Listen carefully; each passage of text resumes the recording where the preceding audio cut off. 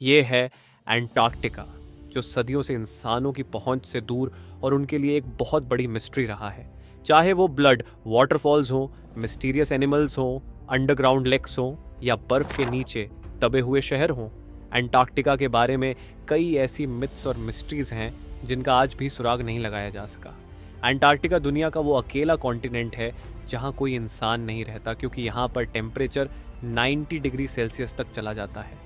इसके साथ साथ यहाँ पर 300 किलोमीटर पर आवर की स्पीड से बर्फ के तूफान भी आते हैं। इसी तरह एंटार्क्टिका दुनिया का सबसे ड्राई कॉन्टिनेंट भी है।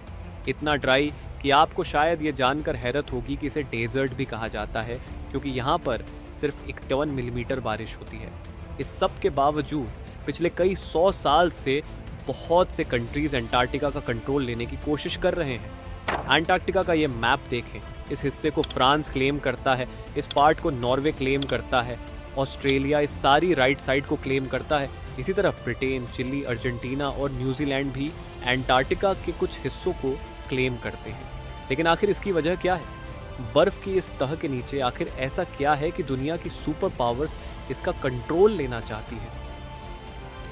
आज हम सॉल्व करने जा रहे हैं एंटार्क्टिका की कुछ मिस्ट्रीज, और साथ ही में हम इसकी भी खोज लगाएंगे कि एंटार्क्टिका को असल में डिस्कवर किसने किया था।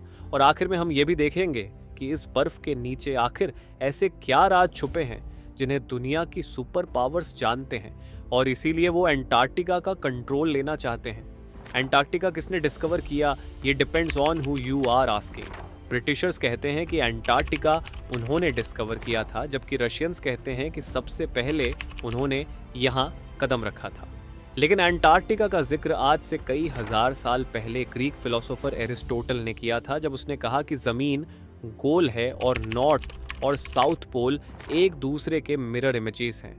2021 में रॉयल सोसाइटी ऑफ न्यूजीलैंड की एक स्टडी पब्लिश हुई, जिसमें यह कहा गया कि इधर ऑस्ट्रेलिया के पास पोलिनेशियन आइलैंड्स पर रहने वाले माओरी लोग शायद पहले इंसान थे जो 7वीं सदी में एंटार्क्टिका पहुंचे थे, क्योंकि उनकी पुरानी कहानियों में एक ऐसे बर्फीले कॉन्टिनेंट का जिक्र मिलता है जो ज़मीन के सदर्न साइड पर है। खैर, रिकॉर्डेड हिस्ट्री में ब्रिटिश ऑफिसर जेम्स कुक वो पहला यूरोपियन था जो एंटार्कटिक सर्कल क्रॉस करके इधर एंटार्क्टिका के पास पहुंचा। लेकिन वो अभी एंटार्क्टिका से 130 किलोमीटर दूर ही था कि उसने अपनी शिप वापस मोड़ ली, क्योंकि उसे एंटार्क्टिका तो नज़र नहीं आया, मगर पानी में तैरते हुए आइसबर्ग्स ज़रूर नज़र आए। और समुंदर के तेवर ऐसे थे कि शिप को आगे लेकर जाना बहुत खतरनाक था।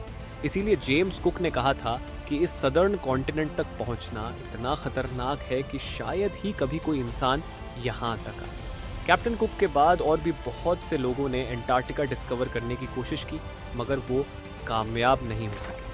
फिर 19वीं सदी के आते ही इकोनॉमिक डोमिनेंस के लिए कंट्रीज के बीच एक कंपटीशन शुरू हो गया। दुनिया अब एक न्यू वर्ल्ड ऑर्डर की तरफ बढ़ रही थी। रिसोर्सेस और नए ट्रेड रूट्स डिस्कवर हो रहे थे, इंडस्ट्रीज लग रही थी। हर कंट्री आने वाली नई सदी में सुपर पावर बनना चाहता था और इसीलिए एक्सप्लोरेशन उरूज पर थी। ऐसे में 1819 में रशियन एम्पायर ने रशियन एक्सप्लोरर फेबियन वॉन पेलिंग्सहाउजेन को ये टास्क दिया कि वो पूरी दुनिया के गिर्द चक्कर लगाए और नई कंट्रीज और कॉन्टिनेंट्स डिस्कवर करें। 1820 में फेबियन ने कैप्टन कुक की प्रेडिक्शन गलत साबित की, और यहाँ 1820 में फेबियन ने कैप्टन कुक की प्रेडिक्शन गलत साबित की और यहाँ सदर्न ओशन में पहुंचकर एंटार्क्टिका को बहुत करीब से देखा। हालांकि उसने एंटार्क्टिका पर कदम नहीं रखा था, मगर उसे मॉडर्न हिस्ट्री का वो पहला इंसान कहा जाता है जिसने एंटार्क्टिका को देखा था।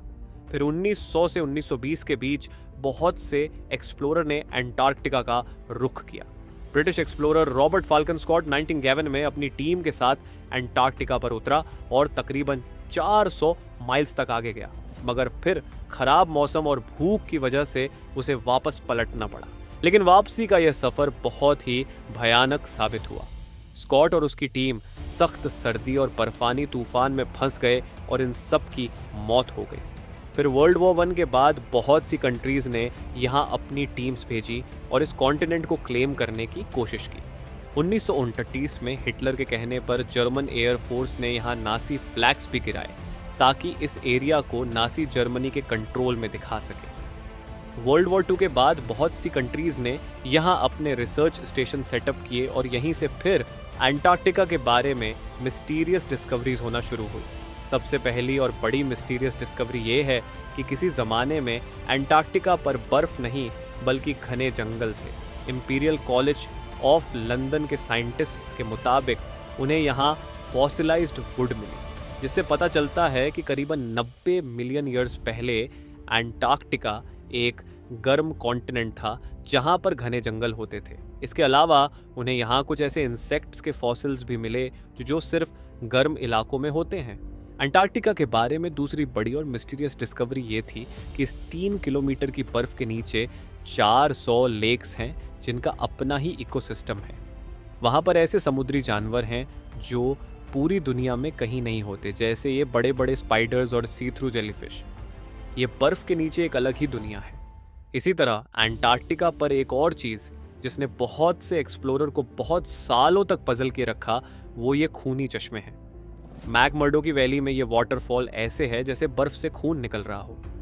मगर हाल ही में साइंटिस्ट्स ने ये डिस्कवरी की है कि इस वाटरफॉल का सुर्ख रंग इसलिए है क्योंकि इस चश्मे को एक बहुत ही सॉल्टी लेक से पानी आता था, जिस पर अब कई 100 फुट बर्फ पड़ चुकी है और वो लेक एटमॉस्फेयर से बिल्कुल कट ऑफ है। इस पानी में बहुत ज़्यादा आयरन है और इसीलिए जब ये पानी चश्मे में आता है तो और ऑक्सीजन और धूप की वजह से पानी में मौजूद आयरन ऑक्सीडो हो जाता है और उसका बिल्कुल जंग जैसा कलर हो जाता है। अंटार्कटिका के बारे में तीसरी सबसे बड़ी मिस्ट्री और कंस्पिरेसी ये है कि इस बर्फ के नीचे कोई एशियंट सिविलाइजेशन है। बहुत से लोगों ने ये क्लेम किया है कि यहाँ पर एलियन स्पेस शिप्स भी देखी गई है। 2016 में गूगल अर्थ पर अंटार्कटिका में बहुत सी अनयूजुअल एक्टिविटीज़ रिकॉर्ड की गई हैं। कंस्पिरेसी थ्योरी जहाँ इन्हें एलियन यूएफओ कहते रहे, वहीं बहुत से पॉलिटिकल एक्सपर्ट्स के नज़दीक ये अमेरिका और दूसरे कंट्रीज़ के सीक्रेट एयर ऑपरेशंस हैं जो वो अंटार्कटिका में कर रहे हैं। और यहीं पर आता है अंटार्कटिका का वो हिडन पॉलिटिकल फ्रंट जिससे बहुत कम लोग अवेयर हैं। जहां बाकी पूरी दुनिया दूसरे जियोपॉलिटिकल इश्यूज़ में उलझी हुई है, वहीं अमेरिका, चाइना और सोवियत यूनियन अग्रेसिवली अंटार्कटिका पर एक्सपेडिशंस भेज रहे हैं। इनफैक्ट चाइना ने तो वहां अपने मल्टीपल रिसर्च स्टेशन सेटअप किए हैं। 1959 की अंटार्कटिक ट्रीटी के मुताबिक कोई भी कंट्री अंटार्कटिका में साइंटिफिक इन्वेस्टिगेशंस कर सकता है, बस उसे इन स्टडीज़ का रिजल्ट सब कंट्रीज़ के साथ शेयर करना होगा। 1992 में यूएस जियोलॉजिकल डिपार्टमेंट के सर्वे में यह डिस्कवरी सामने आई कि अंटार्कटिका में 500 बिलियन बैरल्स के नेचुरल गैस और ऑनियल के रिजर्व्स हैं। लेकिन चाइना और ये दूसरे कंट्रीज़ इस ऑनियल और गैस के लिए अंटार्कटिका में इंटरेस्टेड नहीं हैं, बल्कि हाल ही में अंटार्कटिका में बहुत ही बड़ी क्वांटिटी में ओमियम, प्रेसिडीमियम, टर्बी और डिस्प्रोशियम जैसे रेयर अर्थ मिनरल्स के रिजर्व्स डिस्कवर हुए हैं।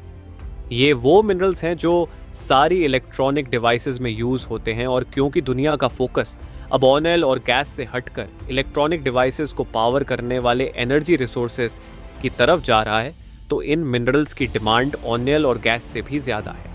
इलेक्ट्रिक कार्स और आयन बैटरीज ही अब फ्यूचर हैं और फ्यूचर को कंट्रोल करने की यह रेस ही इन सुपर पावर्स को अंटार्कटिका की बर्फ और तूफानों में ले आई है।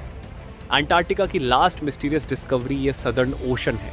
दुनिया के खतरनाक तरीन समुद्रों में सदर्न ओशन का नाम आता है।